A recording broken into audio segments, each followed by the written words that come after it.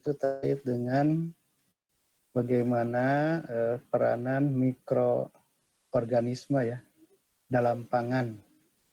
Nanti mungkin kita akan bahas terkait mikroorganismenya sendiri, kemudian bagaimana peran mikroorganisme dalam pangan. Itu di situ nanti ada yang menguntungkan, ada yang merugikan gitu ya. Dan bagaimana juga nanti kita diskusikan tentang bagaimana pengendalian mikroorganisme agar kalau kita mengkonsumsi bahan pangan itu itu sehat ya, karena beberapa mikroorganisme kalau kita makanan yang terkontaminasi itu akan memberikan penyakit ya untuk tubuh kita gitu. Oke, sebelum kita ini membahas ini lebih lanjut, ini kelihatannya mungkin ini nanti dia ada berapa yang harus kita sepakati ini.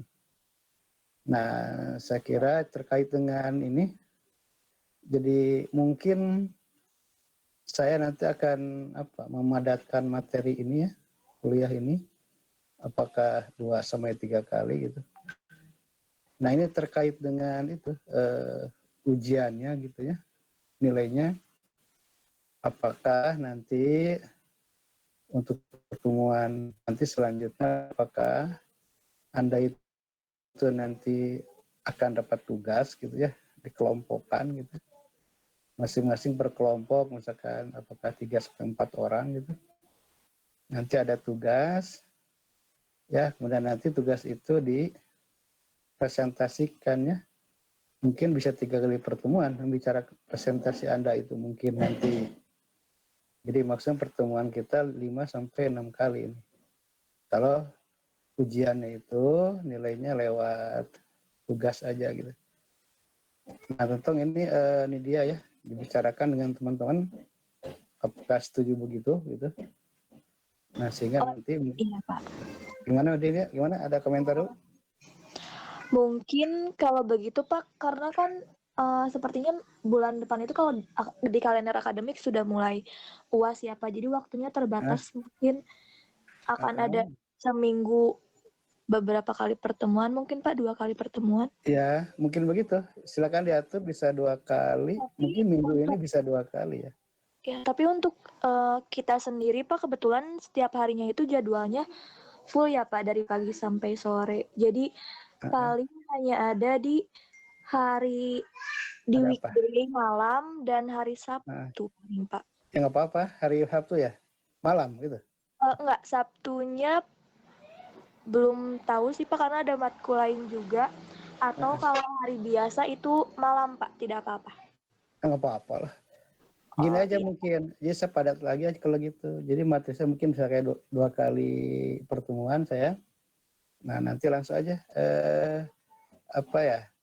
nanti kelompok yang presentasi kelompok mungkin 2 kali atau 3 kali juga itu. Dipadatkan aja tergantung. Iya. Baik Pak, baik. Ya, biar langsung nilainya keluar. Iya, Ya. berarti nanti saya buat kelompok aja begitu ya Pak? Sok ya, nanti datang. Silakan. Ya, baik Pak. Oke. Oke lah, sekarang mulai dari kuliah berkaitan dengan mikroorganisme. Nah, ini mungkin diawali ya, karena kita berbicara mikroba, ya mungkin kita sedikit mengulang lah, dan mungkin Anda juga sudah pernah belajar ya tentang sel ya, khusus pembuatan sel, kalau tidak salah itu di biokimia 1. Ini sepintas saja, bahwa kalau bicara mikroorganisme itu kan kita tentu berbicara tentang sel ya. Nah, di mana bahwa Anda ketahui bahwa semua makhluk hidup itu kan terdiri dari sel ya. Anda tahu kan bahwa di dalam sel itu kan tempat reaksi aktivitas biokimia ya kan, reaksi-reaksi biokimia, makromolekul, karbohidrat, asam nukleat itu kan di dalam sel. Oke, jadi sel ini merupakan satuan kehidupan terkecil yang menyusun tubuh kita. Memang semua makhluk hidup itu terdiri dari sel-sel, termasuk manusia ya. berjuta-juta atau bermiliar-miliar sel ya, setelah ini saling terkoordinasi. Nah, cerita tentang sel itu kan secara garis besar ya, itu kan dua ya, ada istilah prokariot, ada eukariot ya. Nah, ini yang membedakannya kan hanya itu ya. Kalau eukariot itu mempunyai membran ya, membran inti sel yang eukariot ya. Sedangkan prokariot kan tidak ya. Tidak memiliki atau membran inti sel ya. Nah, kita lihat satu persatu ya. Kalau misalkan ini ada prokariot, ini biasanya ini terdapat pada mikroorganisme sel tunggal. Ya, bakteri misalkan. Di sini bakteri itu termasuk sel tunggal ya.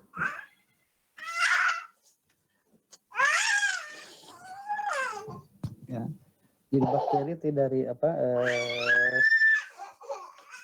dari sel tunggal ya. Nah, di sana biasanya ini ada ciri-ciri prokaryotik itu di mana dia inti selnya itu sejati ya. Nah, di sini juga ada bahan genetik ya, DNA ini kan. Anda tahu ya, jadi asam nukleat itu pusat semua informasi di DNA itu ya, di gen itu ya. Nah, ini tidak terstruktur ya, dalam bentuk nukleus gitu ya, untuk yang prokariot ya. Dan di sini terdapat ya nukleot yang tidak diselubungi oleh membran. Sekali lagi, yang prokariot tanpa membran ya, tidak mempunyai membran yang memisahkan antara inti dengan sitoplasma ya. Ini cerita tentang prokariot. Ini gambarnya, saya kira Anda sudah tahu ya tentang bagaimana ini sel ya, struktur sel prokariot ya. Oke, sekira tidak akan saya bahas secara detail. Nah, di sini kalau kita lihat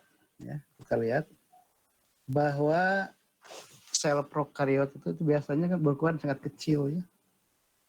Bahkan ukurannya itu ini 2 sampai mikrometer ya, diameternya ini. Jadi lebih kecil ya.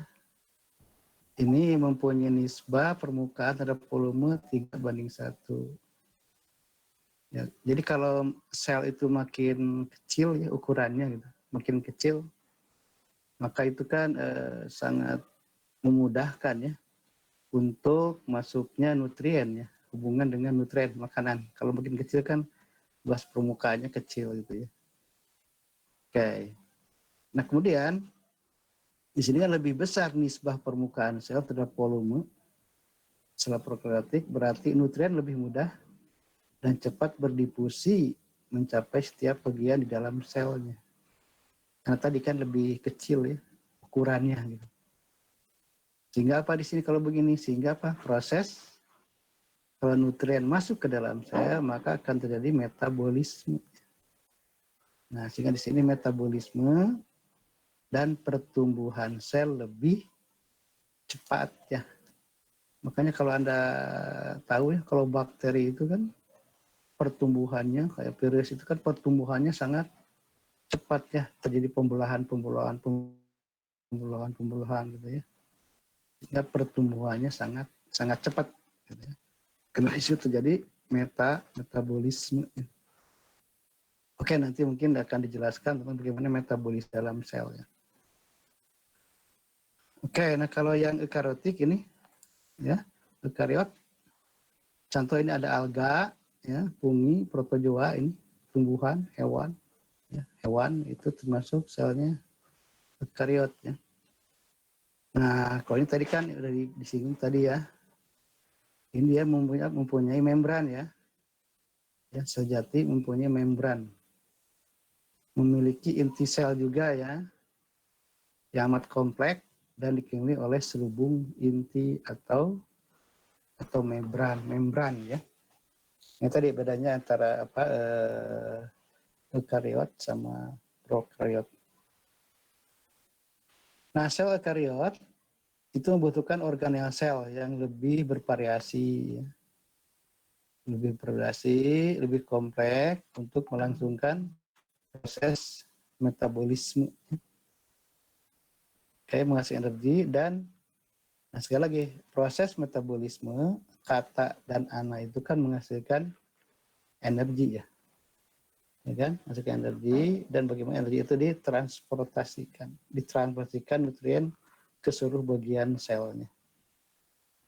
Ya kan, jadi energi diperoleh dari katabolisme atau pemecahan molekul besar jadi molekul kecil ya. Oke. Ini kan rumit ya. Kalau kita lihat bandingkan dengan yang prokariot, ini kan cukup rumit ya. Cukup rumit ini. Di sini ada ada ini ya, membran ini ya. Jadi ada pemisah antara inti dengan sitoplasmanya. Oke, nah, sekarang kita lihat karakteristik dipercepat aja. Karakteristik mikrobanya. Nah, jadi kalau Anda lihat ya, karakteristik kultural. Kultural itu ini untuk pertumbuhan, media pertumbuhan. Jadi Anda tahu kan bahwa mikroba itu kan bisa tumbuh di media cair atau media padat ya. Ya kan? Nah, mungkin bagi mereka yang sudah kerja tugas akhir, kalau Anda misalkan memanfaatkan mikroba dalam konteks bagaimana menumbuhkan mikroba itu kan bisa menggunakan media padat ya atau media cair. Nah, kemudian juga suhu ya. Maksud saya ini suhu mempengaruhi terhadap pertumbuhannya. Jadi setiap mikroorganisme itu memiliki pertumbuhan atau tumbuhnya itu pada suhu-suhu tertentu, walaupun umumnya kan dia akan akan tumbuh cepat suhu-suhu kamar atau di kelembaban yang tinggi. Oke, berikutnya ketersediaan oksigen. Nah, ini jadi mikroorganisme hidup itu perlu oksigen ya, yang disebut aerob. Ya kan? Aerob perlu oksigen, ada anaerob. Kalau anaerob tidak perlu oksigen ya. Jadi dia perlu oksigen kayak kita aja ya. Kemudian juga kaitan dengan pH ya. Asam, netral, basa gitu ya. Jadi pertumbuhan mikroorganisme itu dipengaruhi oleh suhu lingkungan, komposisi media, ketersediaan gas oksigen untuk yang aerob, dan pH asam, basa, atau netral. Tapi pada umumnya mikroba itu di pH asam ya, biasanya ya, pada umumnya. Oke, sekarang karakteristiknya mikroba itu kalau kita secara visual ya, pengamatan dengan mata gitu, itu bentuknya ya, bentuknya itu kan ada yang panjang ya, lonjong gitu, panjang, lebar, diameter gitu ya. Nah, tentu ini kalau Anda lihat lebih jauh lagi, kalau kita lihat pakai alat ya, mikroskop. Ini pengamatan ukurannya, bentuk dan susunan selnya, kapsul atau spora, itu akan terlihat dengan jelas dengan bantuan mikroskop ya. Ini tentang morfologisnya. Nah, kemudian karakteristik metabolismenya ini sekali lagi ya. Jadi sel itu tumbuh ya kan, membelah diri karena itu ada energi kan. Energi diperoleh dari apa? Dari metabolisme ya kan. Metabolisme itu katabolisme atau anabolisme. Nah, biasanya untuk dia bisa tumbuh harus ada makanan. Ya kan? Makanan itu biasanya itu adalah dia perlu sumber karbon. Sumber karbon itu kan untuk membentuk sel kan perlu karbon ya, C. Sumber karbon itu biasanya bisa diambil dari karbohidrat, apakah golongan disakarida, atau golongan polisakarida, atau golongan mono ya kan, bisa pati, bisa glukosa, bisa fruktosa gitu. itu sebagai sumber karbon. Tapi juga perlu sumber apa? Sumber nitrogen, N. Jadi kalau Anda menumbuhkan mikroba, bakteri, mikroorganisme itu perlu sumber nitrogen, perlu karbon. Yang paling utama itu ada fosfor, sulfur, air, dan lain-lain lah. Nah, nitrogen ini tergantung mikroba itu ya. Ada juga nitrogen, dia itu perlunya nitrogen anorganik. Untuk tubuh kan perlu N. N itu kan bisa aja kan dari amonium sulfat ya. Kalau amonium sulfat kan organik ya, anorganik kan. Atau dia juga dia itu perlunya sumber N bukan dari anorganik, tapi organik. Contoh misalkan dia bisa menggunakan dari pepton misalkan, ya kan? Atau kasein hidrolisat gitu ya, sebagai sumber N-nya. Dia perlu sumber C, sumber karbon untuk hidup ya. Dia bisa tumbuh, bisa hidup. Nah, biasanya nih, kalau mikroba itu dia hidup, membelah diri, tumbuh gitu ya.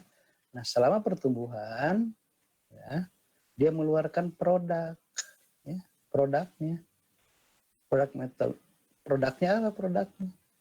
Produknya biasanya itu ada yang disebut dengan metabolit primer atau metabolit sekunder ya. Ya mudah Anda pernah dengar ya, tahu ya. Jadi kalau misalkan contoh gini, metabolit primer misalkan enzim, protein gitu ya. Nah, jadi kalau Anda ingin meminta bantuan kepada mikroba untuk membuatkan enzim tertentu, itu maka dia akan mengeluarkan enzim itu pada saat dia itu pada fase eksponensial. Itu dikeluarkan metabolit primer ya. Nah, adapun metabolit sekunder ini contoh antibiotik gitu ya. Itu biasanya dikeluarkan oleh mikroba pada fase stasioner ya. Ini mungkin nanti biasanya dibahas di fermentasi ini. Oke, jadi yang jelas dia hidup perlu sumber karbon, nitrogen ya, makan. Mungkin logam-logam tertentu, air juga ya. Dan hasilnya apa? Itu bisa metabolit primer atau sekunder. Jadi produk-produk yang tidak bisa dibuat secara sintesis kimia, itu kita bisa minta bantuan memanfaatkan jasa mikroba. Itu bisa di apapun juga. Oke, karakteristik antigennya ini ada biasanya antigen, antibody ya, jenisnya ini. Kemudian karakteristik genetiknya itu biasanya komposisi basa DNA-nya itu adalah ada guanin dan sitosin GS. Ya. Hibridisasi DNA, pembentukan molekul DNA hibrida yang mengandung untai DNA dan lain-lain. Oke, ini karakteristik. Ini terkait dengan bakteri. Ini bakteri, ini lihat dari bagaimana bentuknya gitu ya, bakteri ini. Ini kan, kemudian juga bakteri ini mempunyai karakteristik tertentu ya. Jadi bentuk sel bervariasi tergantung kondisi pertumbuhan. Ya. Ini kan ada ada Bacilli spirula atau peci ya. Ada bulat, ada batang, ada spiral. Yang batang contohnya misalkan poli ya. Kalau agak bulat, spherical itu biasanya Streptococcus. Ini golongan-golongan bakteri ya. Oke, ini bakteri. Kemudian juga ini kan contohnya ini bagaimana dia mereproduksi ya. Reproduksi bakteri. Tadi dikatakan membelah diri, ini kan ini. Ini kan dia membelah ya, ya. Sel mulai membelah diri. Ya. Ini pertumbuhan ya maksudnya. 2, 4, 8, 16 gitu ya. Oke. Ini oke. Selnya ini terkait dengan fungsi dan komposisinya. Gitu, ini kan ini ada bagian ukuran gitu ya. Ini komposisinya gitu. Itu biasanya kalau lendir ini ada mikrokapsul, ada kapsul, ada lendir. Nah, itu biasanya kalau apa? Kalau bentuk mikrokapsul ini biasanya itu kan komposisinya ada protein, polisakarida gitu ya. Lipida kompleks ini untuk apa ini fungsinya? Itu biasanya dia untuk antigen spesifik. Antigen ya, antigen spesifik. Kalau kapsul ini biasanya dia pelindung sel dari suhu tinggi. Bentuk kapsul. Ya, kapsul. Nah, kalau lendir biasanya ini ada pelindung sel dari pertahanan, mempertahankan diri ya. Biasanya ininya bahannya itu ya, komposisinya polisakarida gitu. Oke. Nah, lihat dinding selnya. Ini sekali ke bakteri ada gram positif, ya, gram negatif gitu ya. Ya ukurannya gitu. Ini hanya ini aja penggolongannya. Yang masuk gram positif ini nih. Ada gram positif, ada gram negatif. Untuk membedakannya ini, apakah dia itu termasuk yang positif atau negatif, kelompoknya itu dengan cara apa? Dengan cara mewarnai ya. Jadi kalau gram positif adalah bakteri yang mempertahankan zat warna kristal violet sewaktu proses perwarnaan gram. Sehingga akan berwarna biru atau ungu. Nah, ini jadi masuk kelompok gram positif. Kalau gram negatif, ini berwarna merah atau merah muda. Perbedaan keduanya didasarkan pada perbedaan struktur dinding selnya yang berbeda dan dapat dinyatakan oleh prosedur pewarnaan gram. Ini sekretariat tadi ya, ada istilah gram positif, kelompoknya ada gram negatif. Ini untuk mengelompoknya dengan cara diberi warna tadi. Oke, saya kira itu berbicara tentang bakteri tadi. Oke, sekarang lihat fungi. Fungi ini, fungi atau kapang, ya, atau khamir ini. Oke, jadi karakteristik fungi itu dia itu mikroba eukariot, bukan prokariot ya. Biasanya uniseluler dan multiseluler, ya. Ini dia biasanya nih, dia kalau lihat suhunya ya, suhunya itu tumbuhnya di 20 sampai 30 derajat Celcius. Min 20 sampai 30. Dia lebih menyukai pH asam.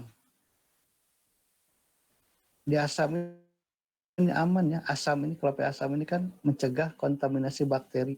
Karena bakteri tertentu kalau di asam kuat, itu dia mati ya, tidak tumbuh. Nah, kebanyakan kalau fungi aerob ya. Atau dia khamir kebanyakan osmotoleran terhadap kadar gula tinggi. Jadi dia tidak terpengaruh oleh kadar gula tinggi dalam konteks pertumbuhan. Oke, ini fungi ya. Ini gambarnya. Jadi ini kapang, ada bakteri ya tadi. Kemudian ada fungi. Ini golongan kapang. Nah ini ini lebih biasanya dia lebih tahan. Nah kelompok kapang ini biasanya dia lebih agak tahan hidupnya itu di daerah kekeringan. Lebih tahan di kekeringan ya dibanding dengan kelompok hamirin atau bakteri. Ya. Ini biasanya umumnya dapat hidup dengan adanya oksigen. Berarti dia akan aerob ya. Makanya ini kalau Anda menumbuhkan kelompok ini perlu aerasi. Aerasi itu diberi aliran oksigen. Aerasi, diaerasi. Ya. Ini biasanya contoh di sini biasanya untuk fermentasi tempe, kecap, asam sitrat gitu. Ini biasanya menggunakan mikroorganisme itu kelompok kapang ya.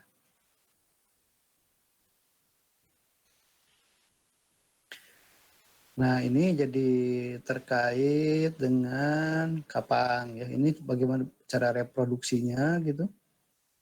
Ini pembelahan sel ya. Ini bagaimana pembelahan sel ya. Tunasan atau pembentukan spora. Aseksual lebih banyak ya daripada seksual lebih sedikit dan pada waktu tertentu. Nah ini dalam konteks ini kapang ini kan tubuhnya itu membentuk misel, sehingga kalau kita menumbuhkan kapang itu biasanya agitasi pada bioreaktor itu tempat melakukan proses fermentasi ya, yang pengocokan itu tuh. Kan agitasi dikocok kan, itu kan putaran tuh pada bioreaktor. Sebaiknya menggunakan dengan udara. Ini sebaiknya tidak menggunakan alat itu gitu. Untuk kapang ini sebaiknya lewat dikocok biasa, non mekanis. Ya kan karena biasanya itu misel kan lama-lama jadi kayak kental gitu. Kayak kental gitu, agak susah gitu. Oke. Ini hampir saya kira bersama ya. Oke. Nah, ini mungkin ini yang terkait dengan komposisi sel mikrobanya. Ya. Bentar ya.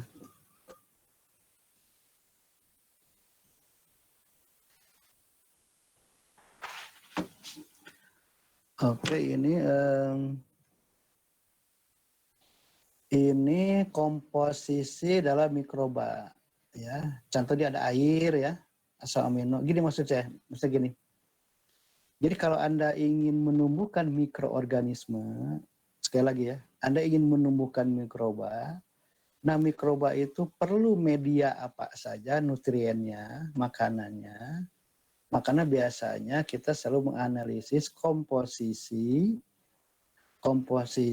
baik itu air, asam amino dan lain-lain yang ada pada bakteri itu gitu.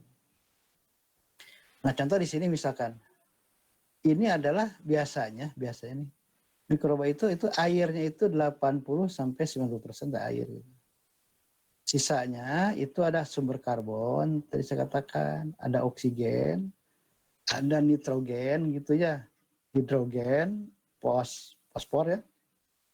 Sulfur kadang-kadang, termasuk beberapa unsur kalium, natrium, kalsium, vitamin.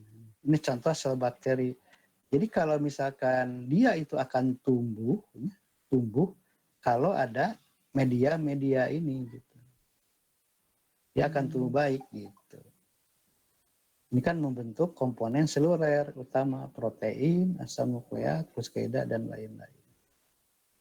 Nah kalau ini misalkan terkait dengan makanannya, pangan gitu.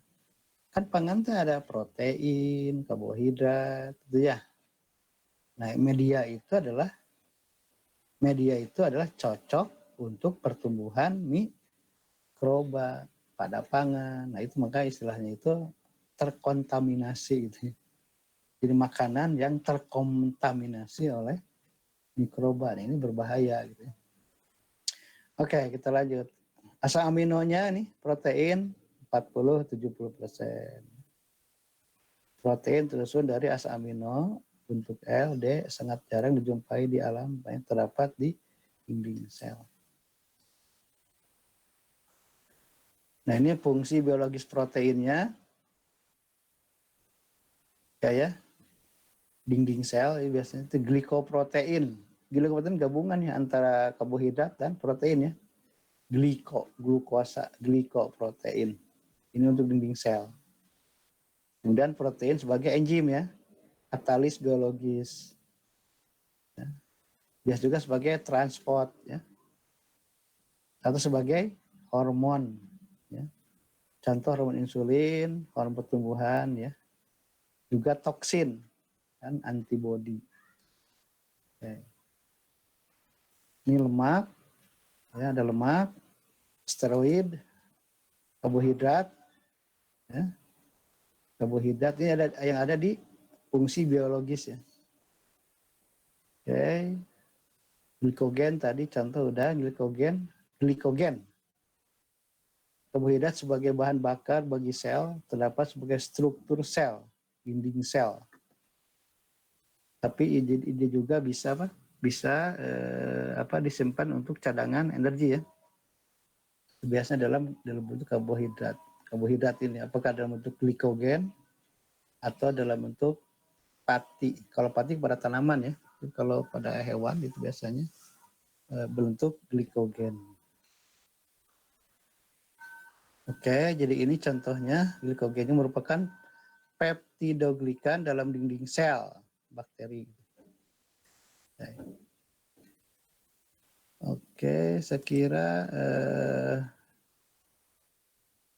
oke kalau begitu. Nah, sekarang lihat bagaimana mikroba menyimpan nutrien ya, di lingkungan. Biasanya dia itu menyimpan karbon dalam bentuk polihidroksialkanoat.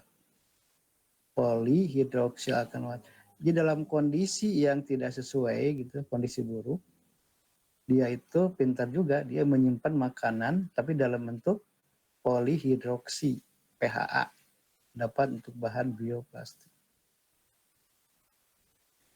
Oke, penyimpan nutrien dapat seperti nitrat dalam tong. Oke. Nah, sekali lagi ya.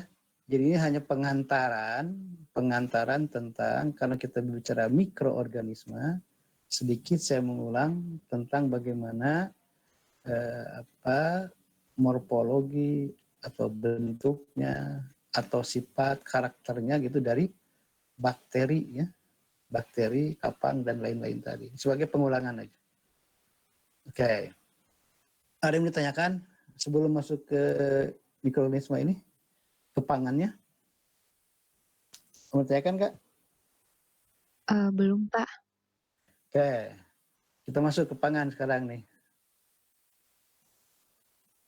Oke ya. Nah, kita lihat sini. Jadi terkait dengan mikroba tadi kan. Mikroba itu ternyata ya ada yang menguntungkan dan ada juga yang merugikan gitu. Ini ke dalam kondisi pangan.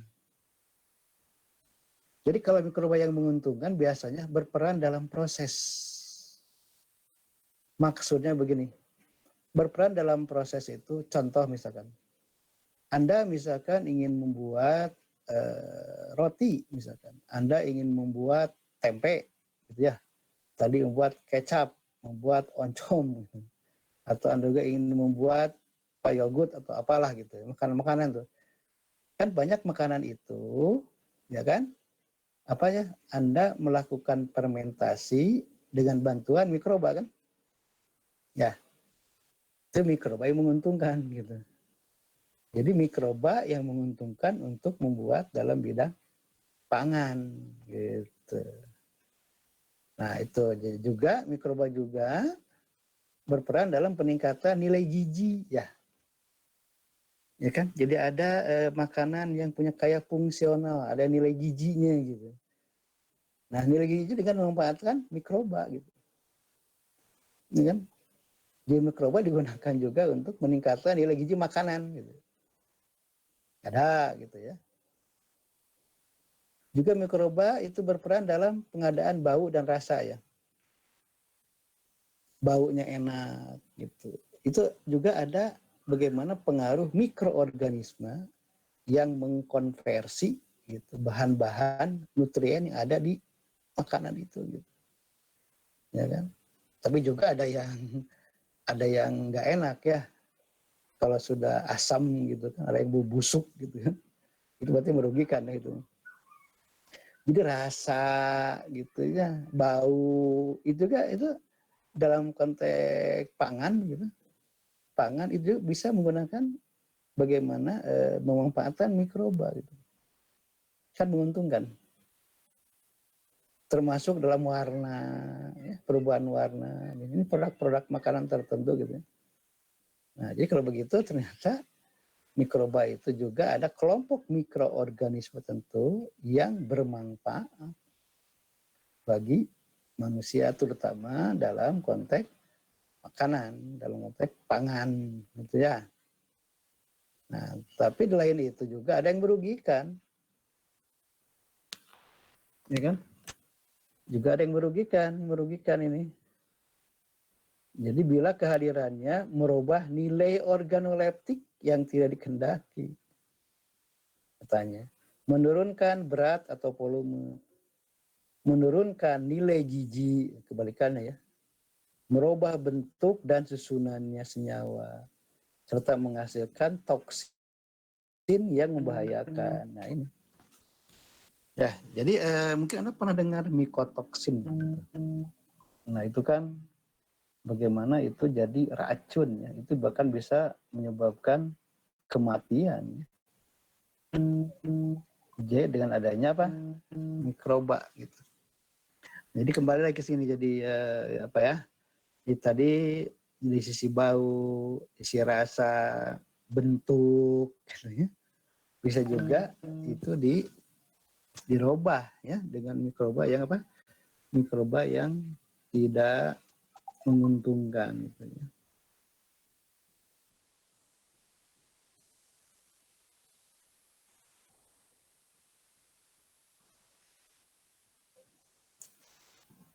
Oke ya. Nah, jadi sekali lagi, jadi ada yang menguntungkan, merugikan. Coba kita lihat berikut lagi. Contoh.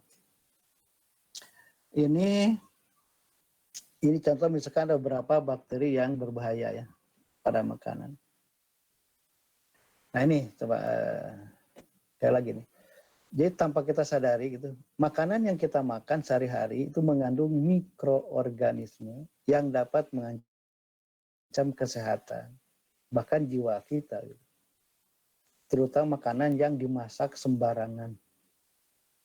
Ya, jadi ini kalau Anda masak makanan yang dimasak sembarangan, tidak mikroba tidak dibunuh gitu, tidak dinonaktifkan gitu. Maka ini akan begitu Anda makan kan dia akan masuk ya secara alami kepada perut kita kan. Secara alami sebuah makanan itu mengandung sejumlah bakteri. Ya kan? Nah, kalau kita makan itu kan bakteri ini akan berkembang biak dan menimbulkan penyakit bila makanan yang dikonsumsi tidak diolah dan disimpan sebagaimana mestinya. Ya, cuma ya kadang-kadang ya, kalau kita tahu lebih dalam lagi tentang bagaimana terkait dengan pangan ini, terkait dengan pangan, bagaimana bahaya mikroba dalam pangan, gitu. Ya kadang-kadang susah juga ya. Maksud saya, jadi kita akan sangat hati-hati. Gitu. Makanya kenapa banyak orang, ada beberapa orang gitu, makanan itu kan sebelum dimakan itu suka dipanaskan dulu, dihangatkan dulu. Gitu. Ya kan, ada makanan tersimpan di luar gitu kan, itu kan banyak mikroba ya kan, banyak bakteri kan di sekitar kita itu. Dia bisa aja tumbuh di situ, kemudian kita makan gitu kan. Makan, nah sehingga itu bisa menyebabkan permasalahan gitu. Ya tapi untungnya gitu, mungkin tubuh kita itu kaya akan antibodi gitu ya. Sehingga zat-zat asing yang bisa masuk ke tubuh kita itu bisa langsung di-off-kan, dinonaktifkan. Kalau tubuh kita sedang sehat. Tapi kalau tubuh kita tidak sehat gitu, daya tubuhnya lemah kan, mungkin mudah terserangnya dengan penyakit-penyakit ini. Oke. Nah, meskipun penyebaran penyakit yang ditimbulkan bakteri makanan ini tergantung pada usia, maksudnya ini yang rentan, yang usia-usia udah tua ya. Jumlah paparan dan tingkat imunitas seseorang, namun tidak ada salahnya bila kita waspada. Nah, waspada ya. Yang mentang-mentang masih muda gitu, udah makan sembarangan gitu. Ya karena biasanya kalau kita masih muda gitu kan daya tahan tubuhnya masih tinggi ya, sehingga tidak mudah terpapar gitu. Ya kayak sekarang kan, kalau ada lagi musibah yang menimpa gitu dengan coronanya ini kan, itu biasanya yang rentan itu kan di di orang-orang tua ya, yang rentan terpapar. Gitu. Kenapa? Karena memang imunitasnya, antibodinya kan, imunitasnya kan agak lemah, beda dengan anak-anak muda. Gitu. Tapi walaupun demikian tetap harus waspada ya. Oke, nah ini jadi kaitan dengan kontaminasi ya, makanan yang terkontaminasi bakteri. Ini ada beberapa contoh nih, berikut beberapa jenis bakteri berbahaya yang perlu diwaspadai dan cara mengatasinya. Contoh ini Campylobacter jejuni ini penyebarannya ini biasanya lewat daging sapi. Bakteri ini. Jadi daging sapi atau ayam ya. Jadi Anda makan daging sapi atau ayam yang terkontaminasi tinja atau kotoran pada saat pemrosesan. Air yang tidak dimasak dan susu yang tidak dipasteurisasi. Itu biasanya ada bakteri ini gitu. Ini kalau Anda misalkan termakan gitu ya, bakteri ini gitu, itu biasanya gejalanya itu diare. Ya. Anda makan daging, makan ayam, atau ya makan entah susu yang tidak dipasteurisasi, itu kan ada bakteri patogen, air yang tidak dimasak gitu. Itu kalau tubuh Anda lemah gitu, maka biasanya gejalanya itu diare. Ya, diare yang terkadang disertai darah, diarenya itu. Kejang perut, gitu ya. Kalau ada kejang-kejang perut, sakit kepala, ya kan? Dan merasa kedinginan. Nah biasanya gejala ini timbul dalam waktu 2-11 hari. Ya, dan berlangsung selama 1-2 minggu. Ini kalau orang terpapar dengan bakteri ini. Ya, ini bakteri yang berbahaya ya. Berbahaya kan? Makanan terkontaminasi ini.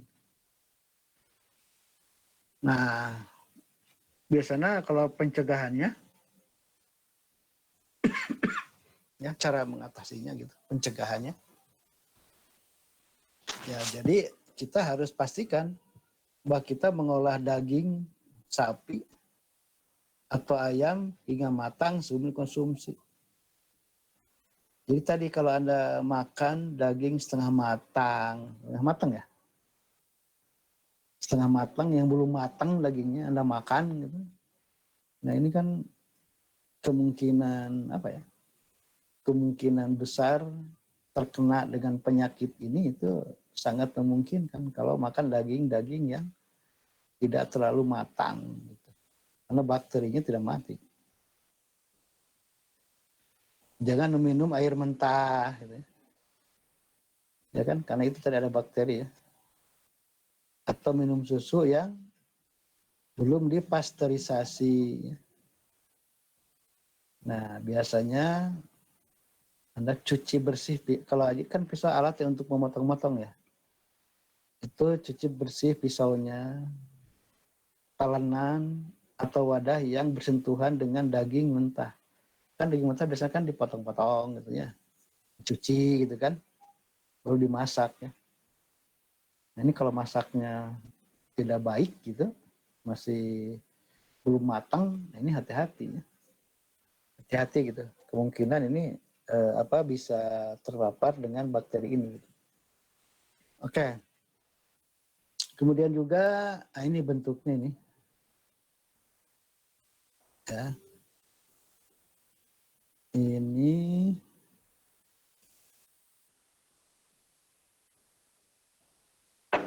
oke, ini pakai mikroskop ya. Seperti ini gitu. Di gambar kiri ini kan Campylobacter jejuni pembesaran melalui mikroskop cahaya lebih besar ini kelihatan ini. Bentuknya ya menjijikan kan ya. Oke. Gambar kanan pembesar pria mikroskop elektron lebih besar lagi tuh. Ini kan pakai mikroskop cahaya, ini pakai mikroskop elektron ya. Karena kecil kan ukurannya. Ini kalau termakan ya jadi tadi berbahaya ya. Oke. Contoh yang lain ini adalah Clostridium botulinum.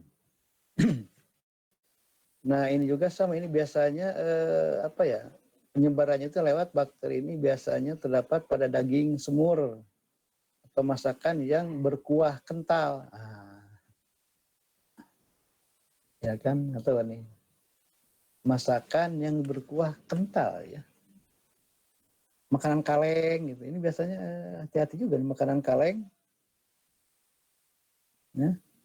Terutama bila mangkuk atau piring yang digunakan tidak steril. Atau bisa juga karena Anda terlalu lama mendinginkan makanan. Hebat juga ya.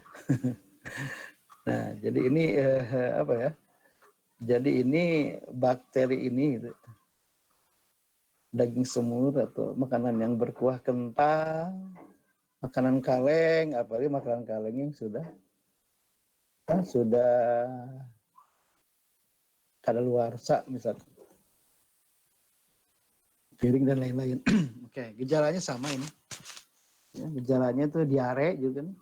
Jadi kalau ada kena terpapar atau Anda makan makanan yang ada bakteri ini gitu. Gejalanya diare, biasa mual-mual dan kram perut sama tadi. Biasanya muncul dalam waktu sampai 16 jam. Nah, ini lebih cepat ya. Dan berlangsung selama 1 sampai 2 hari, ya. Tentu sekali lagi Anda apa? Karena ada antibodi ya, antibodi dalam tubuh kita. Oke, pencegahannya. Pencegahannya biasanya pertahankan agar makanan tetap panas. Nah, jadi bagus ya. Kalau kita makan gitu, makannya diangetkan dulu gitu, agak panas gitu. Pertahankan agar panas daging yang telah dimasak tetap di atas suhu 60 derajat. Dan panaskan sekurang-kurangnya sampai pada 74 derajat. Nah, kenyataannya kita kan nggak begini ya. Kalau kita makan di tempat makanan gitu, yang tidak dipanaskan lagi, gitu kan, udah lama, udah dingin ya daging-daging itu ya kita makan gitu. Itu alhamdulillah ya, kita nggak sakit ya. Ya mungkin tadi karena daya tahan tubuh kita lagi bagus ya. Ini kan teorinya begini, kalau menurut teori ya begini gitu. Jadi kalau bisa sih, emang makanan itu dia dipanaskan dulu. Kayak di tempat-tempat makanan tertentu biasanya suka dipanaskan dulu tuh makanannya itu. Ya biar itu membunuhin, apalagi makanan-makanan yang tidak tertutup. Di situ ada lalat, biasanya itu sudah secara teori itu kan itu bahaya kan gitu kan. Ya tapi kadang-kadang ya gimana ya. Ya sekiranya nanti bisa diskusikan lah. Ya oke. Oke ini gambarkan melalui mikroskop elektron. Ini coba lihat ininya ya, bentuknya ya. Jadi gambar kanan melalui mikroskop elektron, tampak racun diproduksi saat bakteri berada dalam makanan. Ini ya. Jadi mengeluarkan toksik si bakteri itu gitu. Dalam makanan mengeluarkan toksik, racun, kita makan gitu. Tubuh kita lagi lemah. Nah, ini biasanya terjadi suka ada gejala.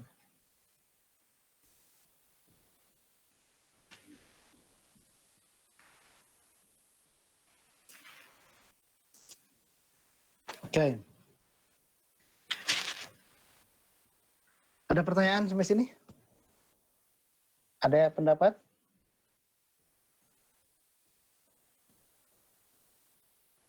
Ada yang ditanyakan?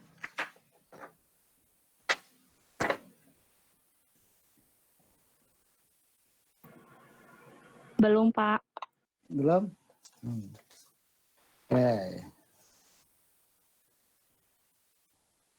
Oke, kalau ada yang ditanyakan ya, jadi ada hal yang bisa diskusikan, silakan ya di stop ya. Oke, ini ada jadi tadi kita tadi membicarakan beberapa contoh ya terkait dengan bahayanya bakteri ya kalau termakan gitu untuk bakteri tertentu. Kok ini ada kasus intoksikasi melalui makanan. Nah, ini yang paling berbahaya katanya tidak ada kasus yang lebih berbahaya dibanding dengan botulisme. Ya, botulisme. Ini penyebabnya adalah Clostridium botulinum. Ini juga toksik, ini racun juga ini ya, yang dikeluarkan oleh golongan mikotoksin ini. Botulisme ini sudah menyebar hampir ke seluruh dunia. Bakteri ini menghasilkan racun yang sangat berbahaya. Ya.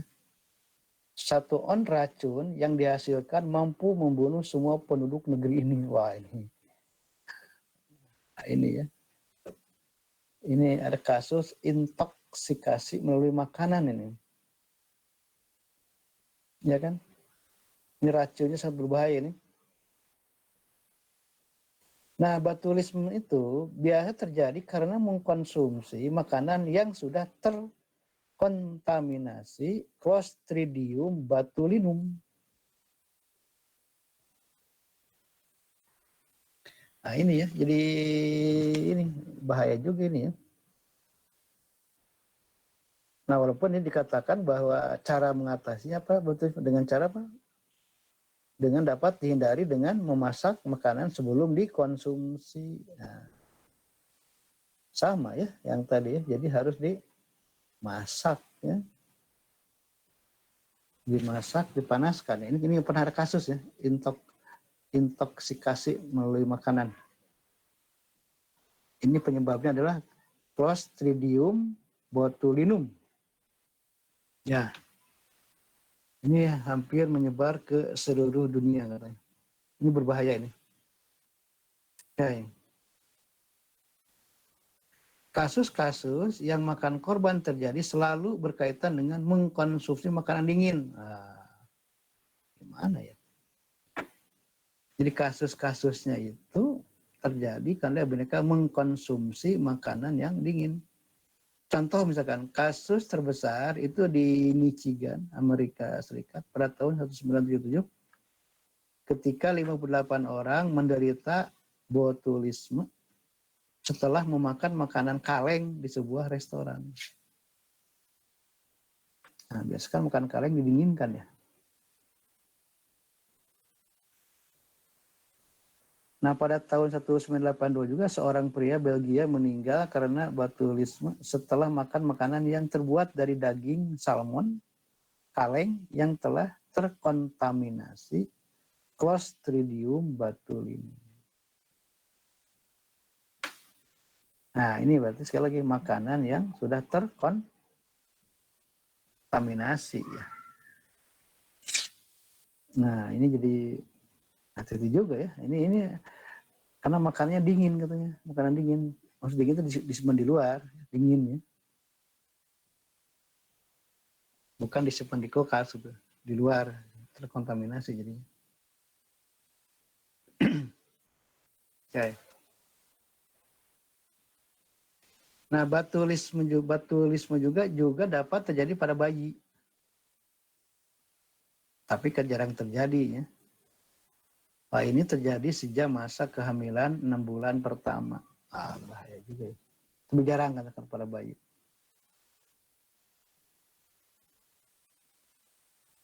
Ya, selain itu juga terdapat pula batulisme pada yuka yang merupakan analog dari tetanus. Nah, tapi langka ya. Biasanya terjadi pada tadi ya, makanan tadi. Oke. Nah, itu sekali lagi itu mikroba yang apa tadi yang merugikan ya, merugikan. Beberapa merugikan itu bisa berdampak terhadap kesehatan ya. Kesehatan. Tapi mikroba itu melalui apa? Melalui apa? Melalui makanan ya. Makanan-makanan tertentu, terutama tadi makanan-makanan yang dingin ya, dingin. Ya, yang di luar ya udah terkontaminasi. Jadi kalau kita makan, nah itu ada bakteri itu kan berbahaya gitu. Bakteri yang tadi ya. Oke, walaupun tadi dikasih tahu bagaimana cara mengantisipasinya dengan memasak, dipanaskan lagi gitu ya. Itu untuk mewaspadai aja ya. Oke, nah sekarang juga ada yang menguntungkan ya, menguntungkan. Ini banyaknya menguntungkan ya. Tadi kan Anda bikin roti, mau bikin kue, mau bikin berbagai makanan tadi ya, tempe atau tahu gitu ya. Pakai mikroba juga ya. Oke, beberapa jamur yang menguntungkan, ini contohnya Rhizopus oligosporus dan Rhizopus orizae berguna dalam pembuatan tempe. Ini menguntungkan ya, tidak membahayakan. Neurospora, Sitofila, ini juga berguna untuk pembuatan oncom, makanan ya, pangan. Juga Aspergillus orizae itu dalam pembuatan kecap, gitu ya. Juga ada mukor ya, dan juga untuk apa? Untuk proses skarifikasi pati, ya kan? Ini untuk apa namanya? Membuat gula cair ya, fruktos dari pati kan, bagaimana hidrolisis dengan menggunakan enzim tertentu. Enzim itu dihasilkan oleh mikroba. Ya. Ini menguntungkan ya, menguntungkan.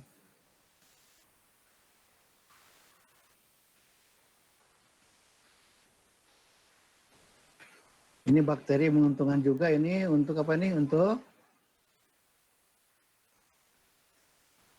ini kan apa nih?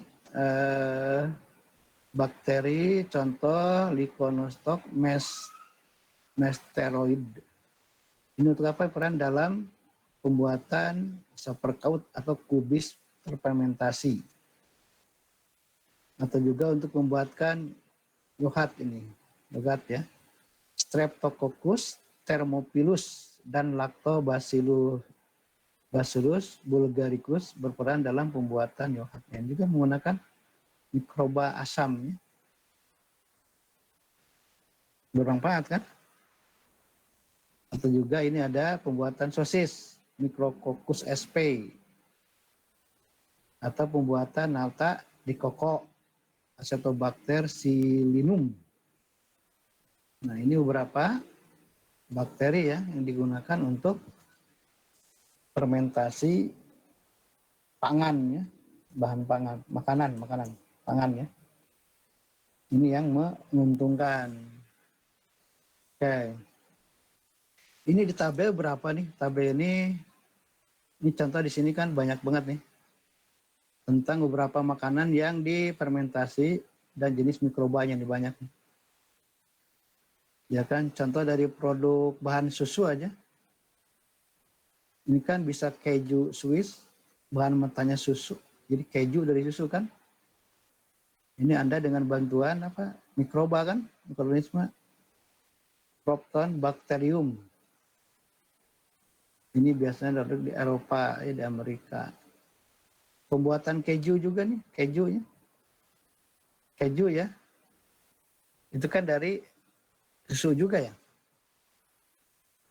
Ini menggunakan Streptococcus ya. Kemudian juga krim asam, kefir, di susu juga bahannya, bahan susu nih. Coklat juga dari susu ya. Ini menggunakan tadi Streptococcus thermophilus dengan Bulgaricus, dua mikroba ini.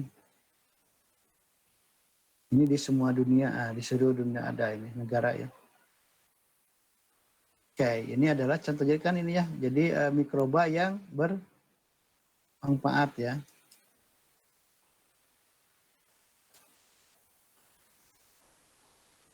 Yang lain-lainnya juga sama ini. Ya, ini contoh olive, tauco, kecap, tempe tadi kan, sayur asin gitu ya. Ini mikrobanya ya. Tadi kan tempe nih, tahu yang sering Anda makan nih. Di Indonesia ini biasanya. Tauco, Indonesia juga, Jepang, tauco, kecap, bahannya kedelai. Ya kan? Bahan mentahnya kedelai, dibiokonversi gitu, diubah menjadi makanan tauco atau kecap oleh jamur, ya, Aspergillus oryzae dan lain-lain. Ini sekali lagi banyak ya. Sekali banyak bahan pangan yang kita makan gitu, yang kita konsumsi itu di mana makanan itu kan dengan menggunakan jasa dari mikroorganisme. Ya, banyak kan sekarang itu makanan-makanan yang memang hasil olah dari satu mikroba tertentu. Termasuk ini juga nih pembuatan roti, kue ini. Kue-kue, roti adonan. Ini kan di India itu menggunakan leukonostoc mesenter. Nah, ini kan di India. Kalau kue hampir seluruh dunia ya, termasuk di Indonesia menggunakan tepung gandum sebagai bahannya. Buat roti gitu ya, kue-kue, ini sering kita makan. Bahannya adalah tepung gandum menggunakan Saccharomyces bakterinya gitu. Untuk fermentasi biar apalagi kalau kita bikin roti tawar yang ngembang kayak gitu. Oke. Nah, jadi itu adalah contoh apa tadi? Bahan makanan ya, bahan pangan. Bahan makanan, pangan, di mana kita menggunakan dalam konteks pembuatannya, prosesnya menggunakan jasa mikroba. Jadi itu yang menguntungkan. Ya, yang menguntungkan. Sekira kan beberapa teman Anda mungkin tugas akhirnya kan kalau ngambil bidang pangan gitu, sekira mungkin ada ya membuat itu ya, entah roti, entah tempe atau apalah, entah bioetanol ya, entah apa gitu. Itu kan pasti teman-teman Anda ini menggunakan jasa mikroba tuh untuk pembuatan produknya gitu. Oke, sampai sini masih ada? Masih belum ada pertanyaan?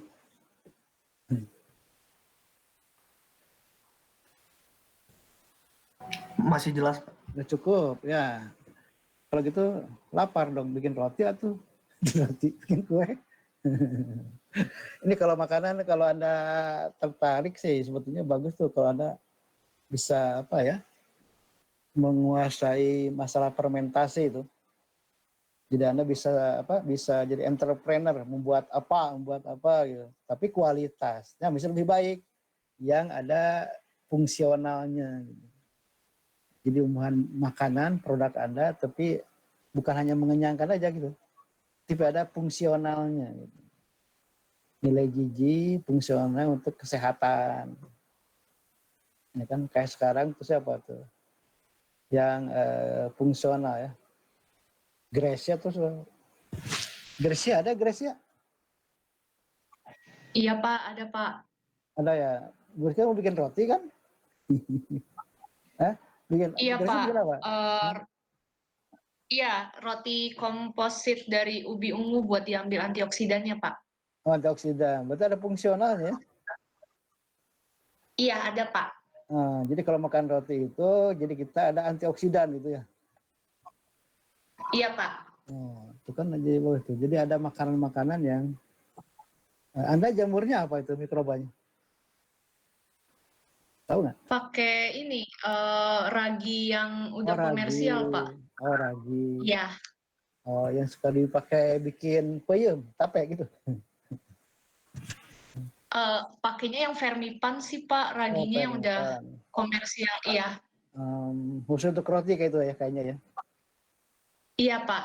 Cuma bahannya bukan dari tepung ya, tapi dari ubi gitu ya. Disubstitusi Pak, jadi ada tepung tapi nanti dicampur sama pasta ubi. Oh iya, karena ubi kan tidak mengembang ya. Iya Pak. Oh, jadi dipakai tambah itu ya, tambah tepung ya yang bisa mengembang itu ya. Iya. Oke.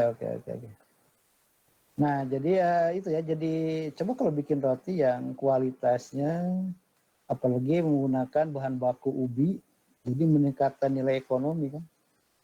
Kemudian bisa lebih baik gitu kan, bisa jualan roti, bikin pabrik roti. Tapi bahan dasarnya ubi. Tapi kalau ubi ungu gitu kan. Oke. Oke, sekarang ya, tadi terkait dengan bagaimana siapa tadi mikroba itu dimanfaatkan untuk kebutuhan pangan. Oke. Nah ini mungkin yang kelihatan ini kayak yang terakhir nih terkait dengan bagaimana pertumbuhan mikroba ya pada bahan pangan. Harus tahu juga Anda, harus tahu ya. Nah, coba lihat di sini. Bahan pangan merupakan tempat tumbuhnya mikroba. Oke ya. Kenapa coba? Kenapa?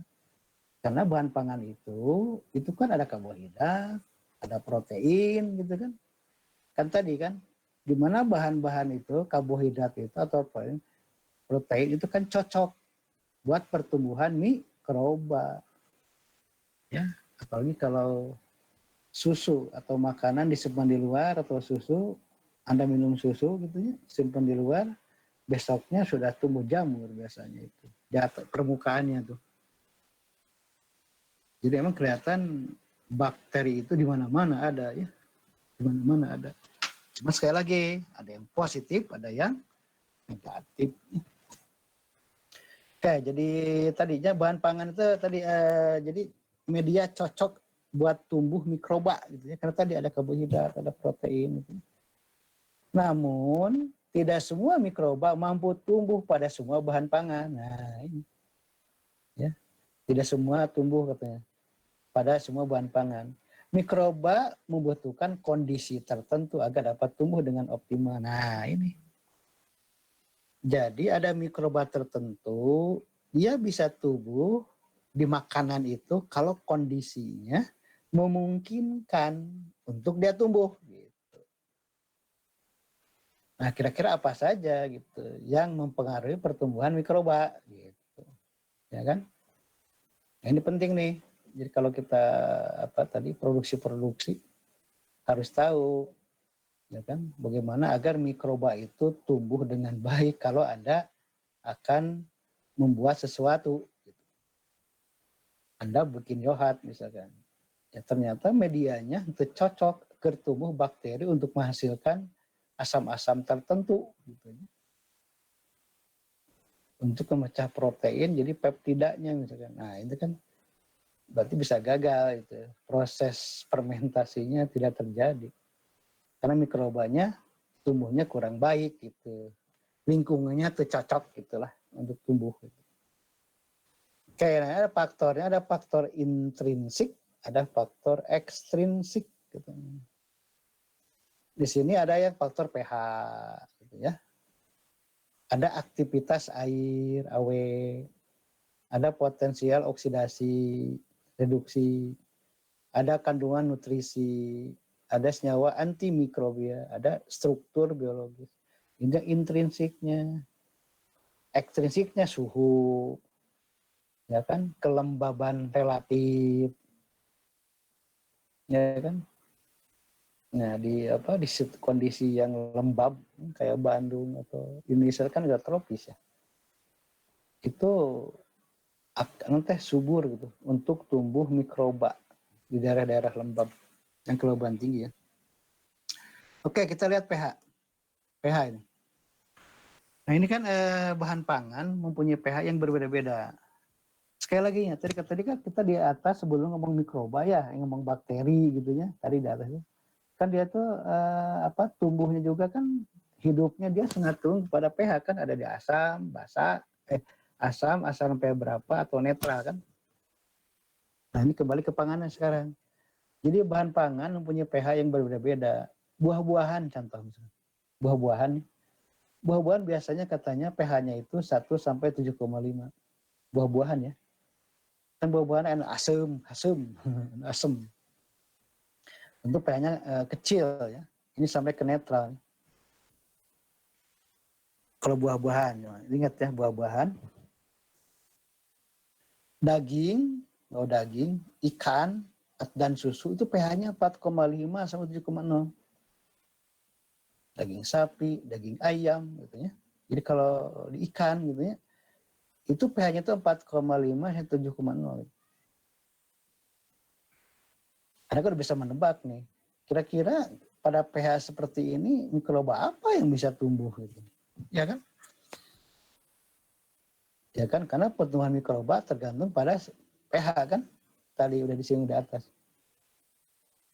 Oke, mikroba membutuhkan kisaran pH tertentu supaya dapat tumbuh dengan optimum, oke ya. Kisaran pH ini disebut pH optimum.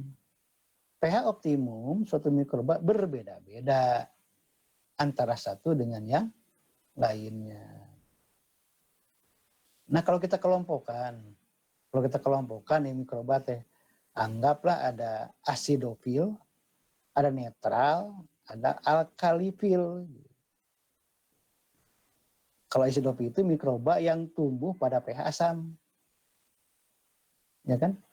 Makin asam, dia itu makin baik tumbuhnya. Kayak tadi kalau Anda bikin misalkan yogurt gitu ya. Itu kan pH-nya asam, berarti menggunakan bakteri asam. Asidofilnya harus asam, mikroba yang asam agar dia tumbuh dengan baik untuk memfermentasi tadi bahan lohat susu menjadi apa gitu. Tapi juga yang netral. Nah, mikroba ini dia akan tumbuh kalau di pH yang netral, pH 6 sampai 8 atau 7 netral ya. 7 kan netral. Juga ada kelompok mikroba yang basa. Kalau basa kan di atas 7 ya. Nah, makanya ini sekali lagi. Nah, kalau Anda lihat di atas tadi kan kalau daging, ikan, dan susu kan di 4,5 sampai 7,0 pH-nya. Kalau buah-buahan dan lagi gitu. Oke, ini pH. Oke, lihat lagi. Ini ada beberapa pH optimum pada beberapa mikroba nih. Umumnya nih, pH optimum mikroba pada pH 5 sampai 8. Jadi ini ke asam sampai basa lemah ya. 7 kan, 8, 5, 6, 7, 8. Ini kisaran. Ya kan? Ini umum ya. Nah, biasanya bakteri asam, cuka itu biasanya pH-nya 5,4 sampai 6,3. Dia akan tumbuh di kisaran pH ini gitu. Tumbuh dengan baik. Ya, jadi kalau Anda ingin menumbuhkan bakteri asam gitu, itu Anda harus pH-nya diatur. pH-nya 5,4 sampai 6,3 baru dia akan tumbuh dengan baik. Tentu di pH 2 dia tidak akan tumbuh. Ya, pH 7 nggak bagus juga gitu. Ya. Kalau Anda tadi ingin menumbuhkan bakteri asam. Bakteri asam laktat. Ini 5,5 sampai 6,0. Masih asam ya, tidak asam lemah ya. Bakteri asam laktat kan asam organik ya. Nah, ini jadi kisahnya saya ini gitu. Kemudian juga kalau Anda jamur pH 1 sampai 11 kisarannya. Cuma optimumnya di berapa? Nah, itu Anda harus cari. Nah, yang ragi tadi, roti tadi kan yeast kan ragi ya. Ragi itu 1,5 sampai 8 bisa kebasa ini. Nah, tentu kan ini kan kisarannya, cuma optimumnya di mana? Mungkin tergantung jenis raginya juga gitu.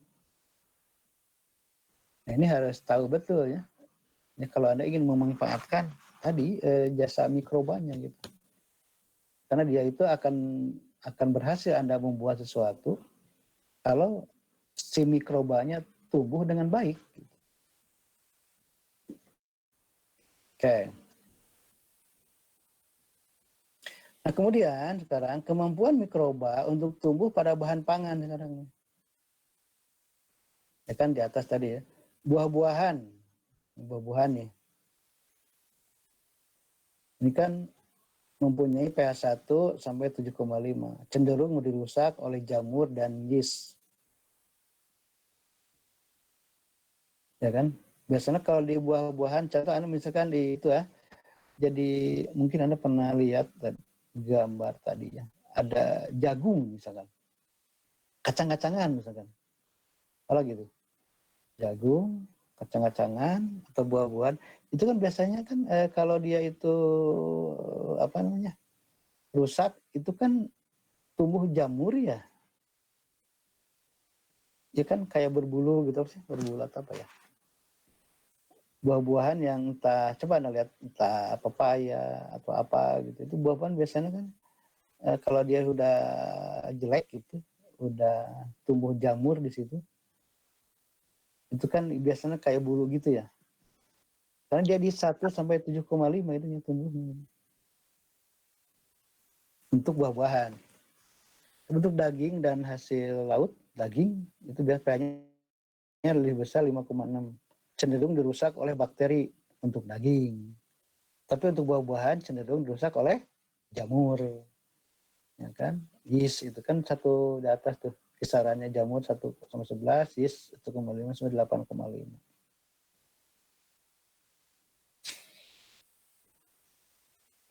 Kayak daging dan hasil laut oleh bakteri. Sayuran, nah sayuran nih, pH lebih besar daripada 5, cenderung dirusak oleh bakteri. Sayuran oleh bakteri, daging oleh bakteri.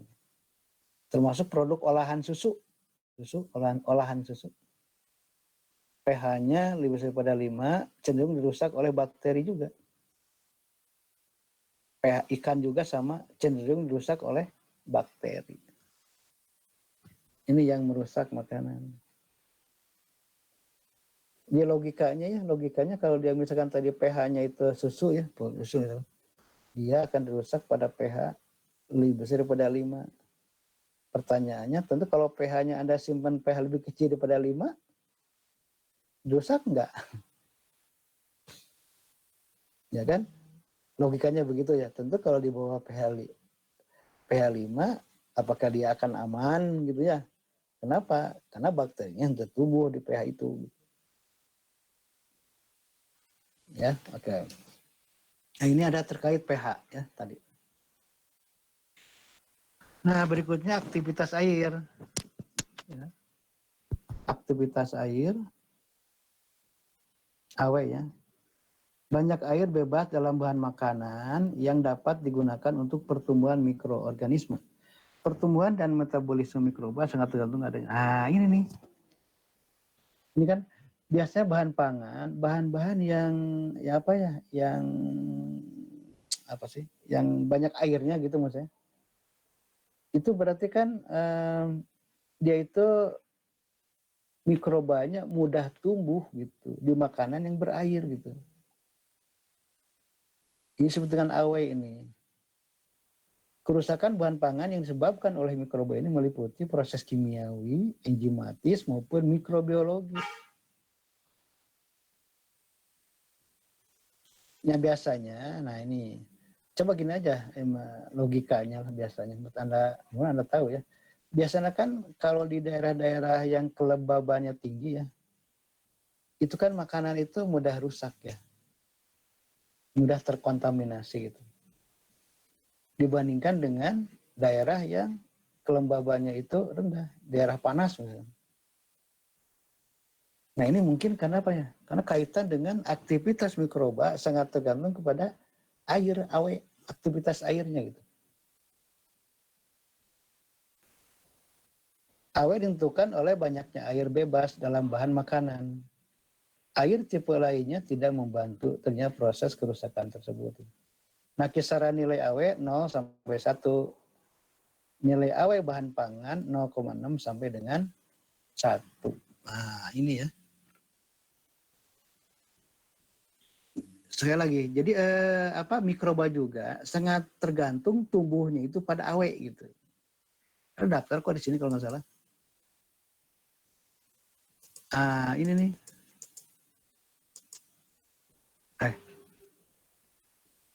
Ini dulu nih.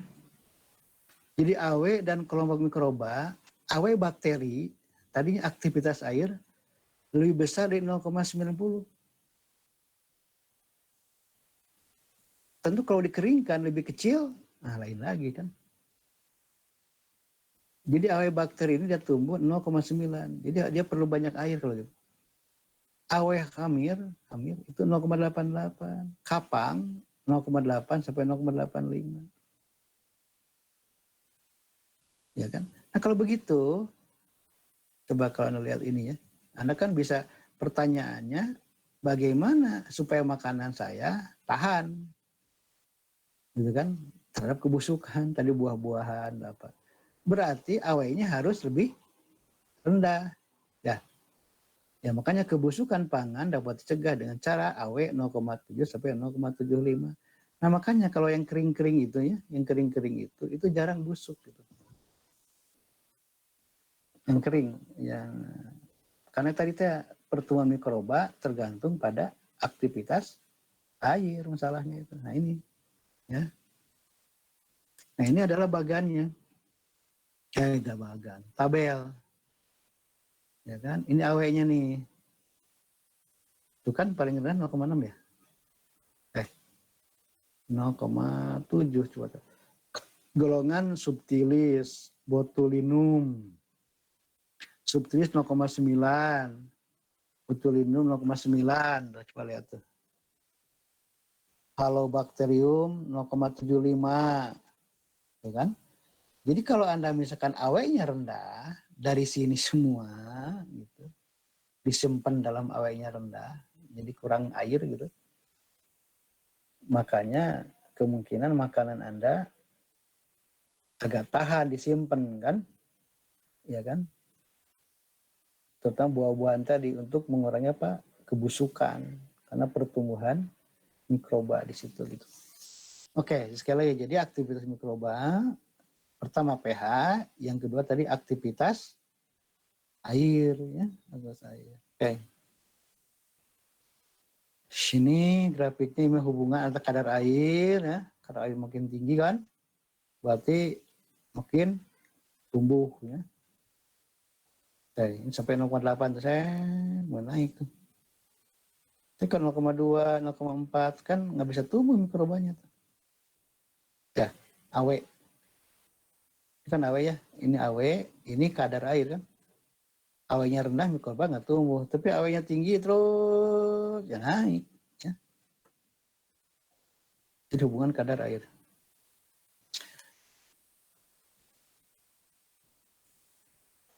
Oke. Nah yang lain lagi itu potensial oksidasi reduksi ya, yang lainnya nih. Jadi potensial oksidasi reduksi sangat penting untuk aktivitas mikroba. Jadi ada yang positif, oksidatif, tereduksi. Mikroba aerob adalah mikroba yang membutuhkan oksigen, oke, untuk dapat tumbuh. Mikroba aerob membutuhkan EH positif, oke, teroksidasi agar dapat tumbuh. Ini untuk apa? Mikroba yang perlu oksigen dalam pertumbuhannya aerob. Itu harus yang potensial oksidasinya positif, ya, teroksidasi. Mikroba anaerob tidak membutuhkan oksigen untuk dapat tumbuh. Mikroba anaerob membutuhkan EH negatif, tereduksi. Nah ini terkait dengan oksigen, ya, oksigen O2. Oke. Kandungan nutrisi. Untuk pertumbuhan dan metabolisme, mikroba membutuhkan air. Oke, tadi kan dibahas di atas ya. Air, sumber energi, ini bisa dari karbohidrat, tadi ya, pati, glukosa, itu. Ini kan sumber energi kan? Ya kan, ya kayak Anda lah, kayak kita kalau kita nggak makan kan, nggak makan karbohidrat, lesu juga ya. Itu sebagai sumber energi karbohidrat itu kan, sama lemak ya. Sumber nitrogen itu kan tadi bisa dari apa tadi? Bisa dari pepton, kasein, yang organik, anorganiknya bisa amonium sulfat, dan sumber vitamin, mikroba ya, sama seperti kita. Air digunakan untuk terjadinya reaksi biokimia dan enzimatis pada mikroba. Oke, Anda udah paham. Ya, reaksi enzimatis kan kebanyakan di airnya. Bisa ada air enzimatis pada mikroba. Sumber energi senyawa gula tadi oke tadi, alkohol, asam amino, lemak ya. Sumber nitrogen, asam amino, tadi protein atau yang anorganik amonium sulfat. Oke, jadi ini kebutuhan nutrisi. Ini penting nih. Kalau Anda kerja harus perhatikan gimana agar apa tadi komposisi nutriennya itu cocok untuk pertumbuhan mikroba yang sedang Anda tumbuhkan. Ya. Senyawa antimikrobanya, bahan pangan secara alami kadang-kadang mengandung senyawa tertentu yang mampu menghambat pertumbuhan mikroba. Nah, senyawa ini disebut senyawa antimikroba. Contoh, susu sapi segar. Susu sapi segar nih, langsung diperas langsung. Ya. Laktoperin, konglutinin, laktoperoksidase, dan rotavirus inhibitor, senyawa antimikroba ini rusak karena apa? Jadi misalnya ini kalau segar, ya, kalau segar ini itu senyawa ini antimikroba sebelum dipasteurisasi, kan pasteurisasi dipanaskan. Nah kalau susu itu dipanaskan, dipasteurisasi, ini akan mati, rusak mikroba ini. Kemudian telur lisojim dan konalbumin untuk telur, antimikrobia, ya. Cengkeh eugenol. Ya. Oke, nah jadi sekali lagi ya, jadi ini adalah hal-hal yang perlu diperhatikan kalau melihat pertumbuhan mikroba seperti ini. Tapi kalau untuk pangan, justru Anda bagaimana menghindari agar mikroba tidak tumbuh, agar makanan kita tidak cepat mudah busuk gitu. Tapi kalau Anda ingin memanfaatkan mikroba, Anda harus perhatikan ini. Itu bagaimana mikroba ini agar tumbuh dengan baik gitu. Ya. Tergantung ini kepentingannya. Makanya Anda perlu paham ya bagaimana perilaku suatu bakteri atau mikroorganisme untuk Anda gunakan, untuk Anda kendalikan gitu agar memang sesuai yang kita harapkan. Oke, sampai sini dulu ya. Gimana? Ada yang ditanyakan? Sudah waktunya udah habis? Hah? Gimana? Gimana Nidia? Halo Nidia? Iya, Pak. Untuk saya mungkin belum ada. Belum ada. Oke, gini kalau gitu ya udah gini. Ya mudah-mudahan Anda bisa apa ya. Jadi kalau sudah tuh mengingatkan kembali ya, mengingatkan kembali juga bagi mereka yang bekerjanya itu tugasnya terkait dengan hubungan dengan mikroba, mudah-mudahan bisa menambah ya, dan juga mengingatkan sekitar.